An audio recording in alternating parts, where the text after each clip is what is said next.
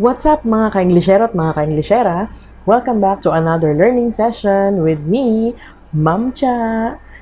So before we proceed to our discussion for today, gusto ko muna mag-thank you sa ating mga subscribers dahil sa wakas umabot na tayo ng 800 subscribers!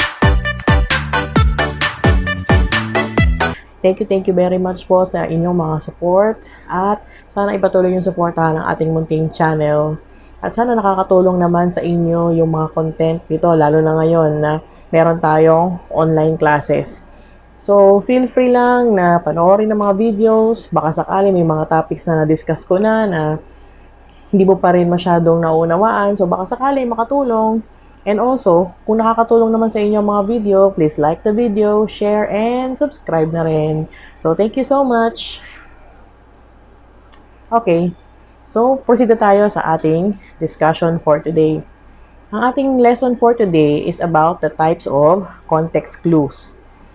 So, siguro naman lahat tayo na-encounter na natin or na-experience na natin na kapag nagbabasa tayo ng isang story or ng kahit ano mang babasahin, minsan nakaka-encounter tayo ng mga words na hindi natin naiintindihan, yung mga parang first time lang sa ating mga pandinig. So, paano gagawin natin para malaman natin yung mga meaning nun? Di ba? Siyempre, pag hindi mo alam ang word, ano yung kadalasan mong ginagawa? Gahanap ka ng dictionary. So, paano pag walang dictionary? Paano mo ngayon malalaman yung word na yon? So, ito ngayon yung purpose ng ating lesson for today. Para, kahit wala kang dictionary sa tabi mo, malalaman mo pa rin kung ano yung meaning ng unfamiliar word na na-encounter mo. At yun nga yung gamit ay context clues. So, ano yung context clues? So, context clues are hints found within a sentence, paragraph, or passage that a reader can use to understand the meanings of new or unfamiliar words. So, sabi dyan, hints or mga clue, kaya context clues. Ibig sabihin, tuon mismo sa sentence na yon, makakakita ka ng mga clues kung saan magbibigay sila ng idea sa'yo kung ano yung ibig sabihin ng unfamiliar word. So, may mga iba't ibang klase or types ng context clues. So, dun muna tayo sa una.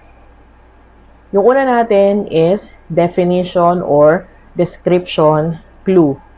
So, the new term may be formally defined or sufficient explanation may be given within the sentence or in the following sentence.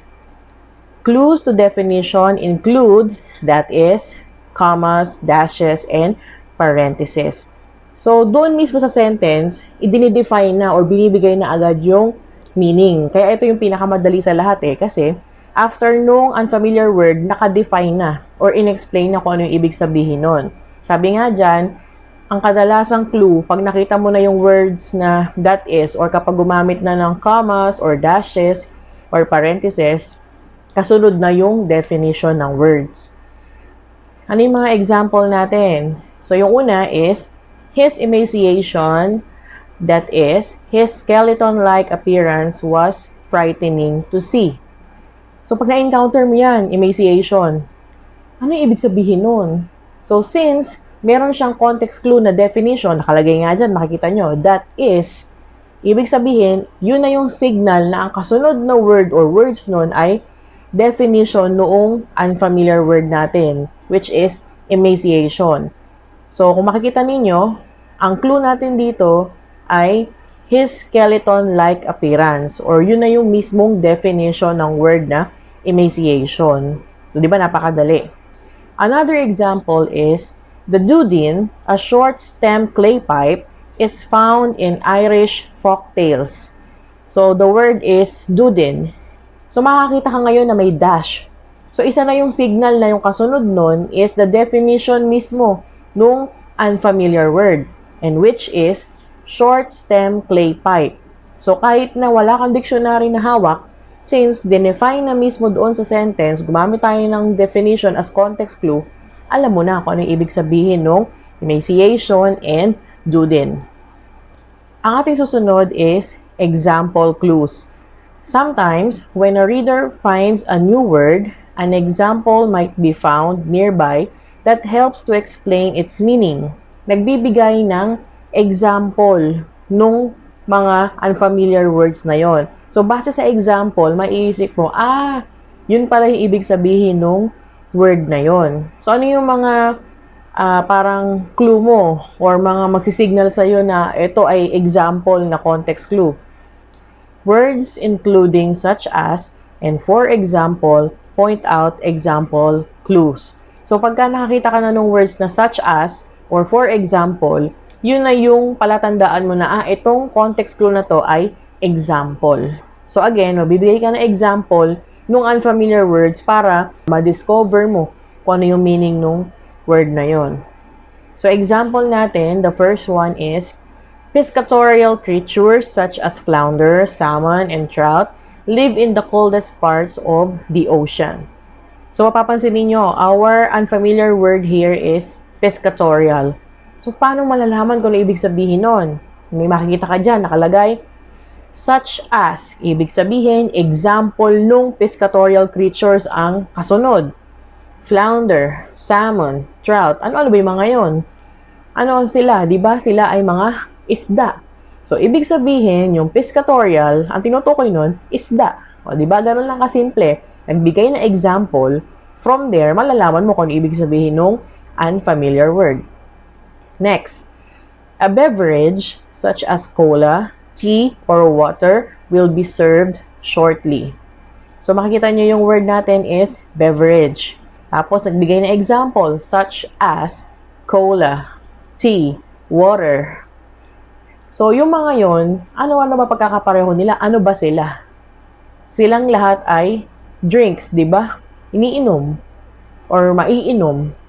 So, mayroon ka na ngayong idea na, okay, ang beverage, ang ibig sabihin nun ay drinks. Kasi base sa binigay, cola, tea, and water, lahat yon ay drinks. So, di ba, napakasimple lang. Next type natin is synonym. The reader may discover the meaning of an unknown word because it repeats an idea expressed in familiar words nearby. So, doon sa synonym na type of context clue, nagbigay lang siya ng another word na kapareho ng meaning. So, iyon na, yung definition or yun na yung mismong ibig sabihin ng word. Example natin. The mountain pass was a tortuous road, winding and twisting like a snake around the trees of the mountainside. So, our word is tortuous. So, ano ibig sabihin nun? Meron ka dyang makikitang word na winding and twisting. So, makikita mo na, ang synonym pala nung tortuous ay twisting. So, from there, or winding and twisting, from there, ayun pala ibig sabihin nun. So, nagbigay lang ng synonym. Pwede rin naman na minsan, or lang yung nakalagay, kagaya nito. The girl was aloof or unsociable. Naglagay ka lang ng or, ibig sabihin yung kasunod nun, kapareho lang ng meaning, another term lang or synonym lang. Again, the girl was aloof or unsociable. So, maiisip mo na, okay, ang ibig sabihin pala ng aloof ay unsociable. Next, syempre kung may synonym, meron tayong antonym. So, ang antonym pwede rin natin gamitin as a context clue. Antonyms are words with the opposite meanings. So, an opposite meaning context clue contrasts the meaning of an unfamiliar word with the meaning of a familiar term. So, dito naman, ang mga magsisignal sa'yo na mga words na ito ay isang antonym, although, however, but. So, di ba, kung kanina, synonym, hinahanap mo yung kapareho niya ng meaning, dito naman yung kabaliktaran ang ibinibigay. Example, unlike animals that hunt during the day, nocturnal hunters must find their way in the darkness. So, makikita nyo, nocturnal. So, sabi, unlike. So, hindi katulad ng mga animals na nag-hunt during the day. Itong mga nocturnal hunters, sa gabi sila. So, ano yung magiging ibig sabihin yan? Base doon sa antonym. Mahanapin mo ngayon yung kabaliktaran ng nocturnal. Kasi sabi, unlike animals hunting during the day. Ibig sabihin, kabaliktaran nun. Anong kabaliktaran nun? Yung din nag-hunt pagkagabi. So, yun yung nocturnal. O, diba? Ganun lang yung antonym. Next, Rico is arrogant. he needs to learn to be humble like his brother. So, our word is arrogant. So, meron tayo dyan makikita na kabaliktaran ng arrogant. So, makikita mo dyan na sabi, si Rico ay arrogant. Hindi kagaya ng kapatid niya na humble. So, yun yung ating hinahanap na antonym, humble. So, ano yung kabaliktaran ng humble? Alam naman siguro natin kung ano ibig sabihin ng humble kasi very simple word lang yan. So, kabaliktaran ng humble, yun yung ibig sabihin ng arrogant. Pag sinabi nating arrogant, di ba, conceited. Para masyadong mataas ang bilib sa sarili. Next, inference. Sufficient clues might be available for the careful reader to make an educated guess at the meaning. So, dito sa inference, parang base doon sa binigay ng mga example or base doon sa explanation na ibinigay, parang ikaw na ngayon yung mag-iisip, base sa mga explanation na yon, ano kaya ibig sabihin ng unfamiliar word? Examples natin. Don't work with Ricardo unless you want to hear him talk about himself. He is so arrogant. So, base doon sa explanation na, or doon sa mga binigay na mga, na mga pahayag tungkol kay Ricardo na huwag kang makipagtrabaho kay Ricardo unless gusto mong madinig mo siya na magsalita lang tungkol sa sarili niya. Kumbaga, yung kwento about himself. So, sinabi dyan, he is so arrogant. Kaya para maisip mo, okay, huwag kang makipagtrabaho sa kanya. Kasi kung gusto mo, puro tungkol lang sa kanya, puro me. Maisip mo, okay, pag arrogant, conceited. Next, the monkey's vociferous chatter made me wish I had earplugs. So, ang word natin dito is vociferous. So, base dyan sa binigay na mga clues, sabi dyan, the monkey's vociferous chatter made me wish I had earplugs. Ba't mo kaya gugustuhin na magkaroon ka ng earplugs? So, syempre, magkakaroon ka na ng parang idea na, okay, kasi maingay. Kaya ka mag-earplugs kasi maingay. So, yung vociferous natin is loud. O, diba? Yun yung inference. So, yun yung mga types natin. Now, I have here examples para doon sa bawat isang type of context clue para makita nyo kung paano siya ginagamit. So, I have here the same word, yung affable. Yun na yung gagamitin natin para doon sa lahat ng types of context clues. So, yung una natin, definition. Mr. Fry is an affable principal. He is pleasantly easy to approach and always friendly. So, dito, dinefine na kung ano ibig sabihin ng affable. Kasi sabi dyan, pleasant, friendly, tapos easy to approach. So, yun yung ibig sabihin ng affable. Pagka naman synonym, ganito siya. Mr. Fry is quite affable. In fact, he reminds me of Miss Baker. Do you remember how kind she was? So, ang ginamit natin dito is kind as the synonym of affable. Next, pag antonym naman, kabaliktaran. I miss Mr. Fry. Our new principal is cranky and unapproachable.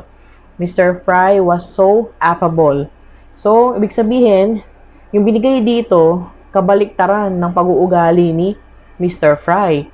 Kasi yung bagong principal daw ay cranky and unapproachable. So, kabaliktaran. So, maiisip mo, kapag unapproachable, ano kabaliktaran nun? De approachable or friendly. Next, example. Mr. Fry is an affable principal. He knows everybody's name. If you have a problem, talk to him. So, base rin sa mga example na binigay na, alam niyo yung mga pangalan ng mga, estudyante or everybody's name, sabi nga. Tapos, kung may problema ka, pwede mo siyang lapitan, pwede ka makipag-usap sa kanya. So, base dun sa mga example na yon na mga pwede mong gawin or mga characteristics ni Mr. Fry, may isip mo, okay, friendly siya, affable siya, approachable siya. Next, inference. You don't need to worry about talking to Mr. Fry. He is an affable principal. So, parang base ron sa binigay na statement na yun na, hindi mo kailangan mag-alala, hindi mo kailangan matakot na makipag-usap kay Mr. Fry kasi siya ay affable. So, ibig sabihin, kapag ka ganun, kasi friendly siya. So, hindi ko kailangan mag-worry, hindi ko kailangan matakot na kausapin siya. So, ganun yung paggamit ng context clues. Now, as usual, we have a brain gym. So, susubukin natin kung kakayanin nyo na ba na hanapin or alamin ang meaning ng unfamiliar word base sa mga context clues na ibinigay sa sentence. O, dun muna tayo sa directions. So, choose the correct meaning of the underlined word. Number 1, our baseball team's pitcher has a few eccentric habits such as throwing exactly 13 warm-up pitches and never wearing socks. So, base dyan sa mga ibinigay na yan, sabi dyan, eccentric habits. Eccentric yung word natin. So, throwing exactly 13 warm-up pitches, tapos never wearing socks. So, base dun sa mga yun, ano yung sa palagay yung sagot? A, normal. B, strange. C, messy.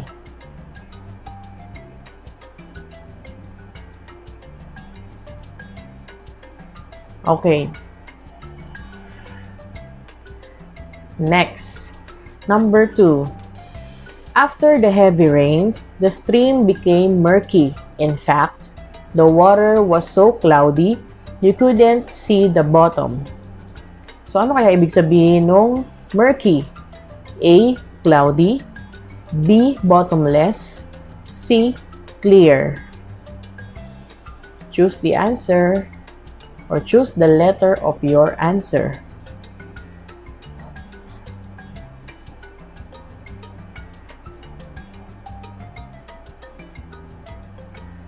Okay. Next, number 3. The debris on the stadium floor included numerous paper cups, ticket stubs, and cigarette butts. Ano kaya ang ibig sabihin ng debris? A, products. B, papers. C, trash. Piliin ang tamang sagot.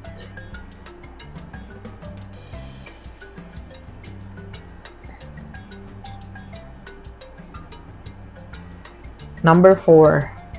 Although Alex usually looks unkempt, he had a very neat appearance at his job interview. Ano kaya ang ibig sabihin ng word na unkempt? A, orderly. B, handsome. C, messy.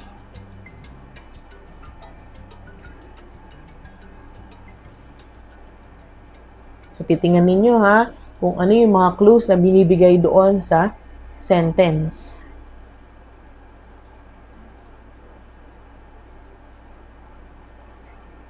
Okay. So, tingnan natin kung nakuha ninyo ang lahat ng tamang sagot. Okay. Number 1, the answer is letter B, strange. Next, number 2, A, cloudy.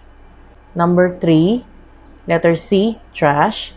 And number 4, C, messy. Ba't kaya yun yung sagot? Sige, balikan natin para makita nyo paano naging yun ang sagot.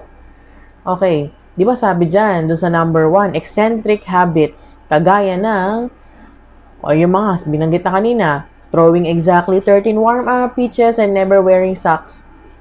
Normal ba yon? Hindi naman normal yon. Messy ba yon? Hindi naman din messy. So, normal bang ginagawa yung ganong mga bagay? So, syempre hindi. So, probably, ang sagot ay strange. Diba? Kasi nagbigay na nga ng mga examples sa mga ginagawa niya. Next, doon sa number 2. Sabi dyan, murky. So, sabi, water was so cloudy, you couldn't see the bottom. Ang sagot natin, di ba, ay cloudy. So, andyan na mismo, nagbigay na ng synonym na you couldn't see. Pag bottomless, hindi naman. Kapag clear, hindi mo na nga makita yung tubig eh. Hindi mo na nga makita kasi malabo na. So, ang choice mo na lang is cloudy. Next, number 3, debris. So, ano yung mga example dyan? Sabi, may paper cups, may ticket stubs, may cigarette butts. Products ba yon? Oo nga, product siya. Kaya lang, nasa floor. Sabi dyan, numerous paper cups, ticket stubs, cigarette butts. Tapos hindi naman paper lahat yun. Ano ba sila? Di ba pare-pareho silang mga kalat? Kaya ang sagot ay trash. Number 4, sabi dyan, normally or usually, si Alex daw ay unkempt. Pero doon sa interview, siya ay neat, malinis, tignan doon sa interview. So, ibig sabihin, usually, hindi siya malinis tignan or hindi siya malinis na manamit or whatever. Hindi siya neat. So, orderly, hindi. Tapos, handsome, hindi naman yun ang pinag-uusapan. So, ang sagot natin is messy. Doon naman tayo sa Brain Gem number 2. So, dito naman, identify the type of context clue used in each sentence. So, dito, hindi mo na muna hahanapin ang meaning ng unfamiliar word. Number 1, the prisoner was in a state of wrath, a feeling of intense anger. Number 2, she is a famous singing star in her country, but unknown to the rest of the world. Number 3, her animosity or hatred of her sister had divided the family. Number 4, Joseph is an amiable person. He has many friends and gets along well with everyone. So, base sa mga clues na binigay na yan, anong type kaya ang ginamit? So, you may start now.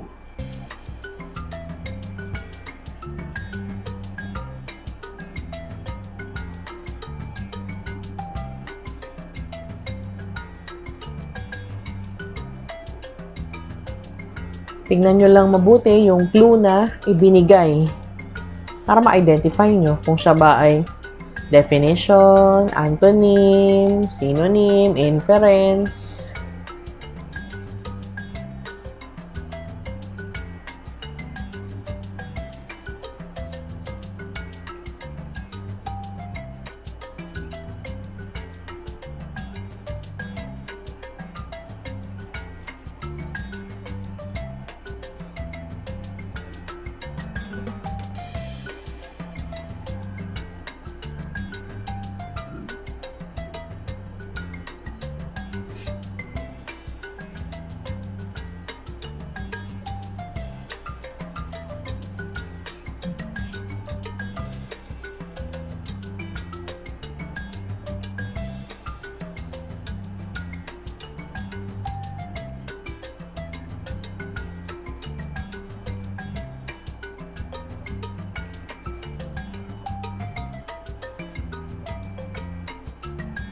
Okay, check your answers. For number 1, the answer is letter C, definition. Number 2, B, antonym. Number 3, A, synonym. Number 4, D, inference. Balikan natin yung mga sentence kanina. Okay, for number 1, ang unfamiliar word dito is wrath. So, meron tayong dash. Ibig sabihin nun, yung kasunod ay definition. So, ano yung definition? A feeling of intense anger. So, for number 1, definition siya. Next, number 2. She is a famous singing star in her country but unknown to the rest of the world. So, meron ka dyan makikita na word na but. Ibig sabihin, yun na agad. Antonym na to kasi contrast na agad. So, sabi siya ay famous. Tapos, doon sa ibang part ng mundo, unknown siya. Hindi siya kilala. So, ano yung kabaliktaran ng hindi ka kilala? Ibig sabihin, popular. Next, number 3, her animosity or hatred of her sister had divided the family. So, dito sa sentence na ito, makikita mo yung word na or. Ibig sabihin, yung kasunod ng word na animosity ay synonym. Kaya, ibig sabihin ng animosity ay hatred. And then yung last number, Joseph is an amiable person. He has many friends and gets along well with everyone. So, base doon sa ibinigay na statement tungkol kay Joseph, siya daw ay maraming friends. So, maiisip mo, okay. Ibig sabihin ng amiable ay friendly. Okay. So, yun yung types of context clues. Sana ay nakuha ninyo yung lahat ng tamang sagot para sa Brain Gym number 1 and Brain Gym number 2. So, katulad ng lagi ko sinasabi, kapag meron kang hindi naunawaan or hindi mo masyadong nagets, pwede mo naman balikan yung ibang part ng video. Kasi baka nabilisan ka, pwede namang bumalik. Walang problema. Okay. So, dito na tayo magtatapos ng ating session for today. Thank you for watching. Again, thank you sa 800 subscribers. At sana tuloy-tuloy pa rin ang inyong support. So, yun lang. Thank you for watching. Bye!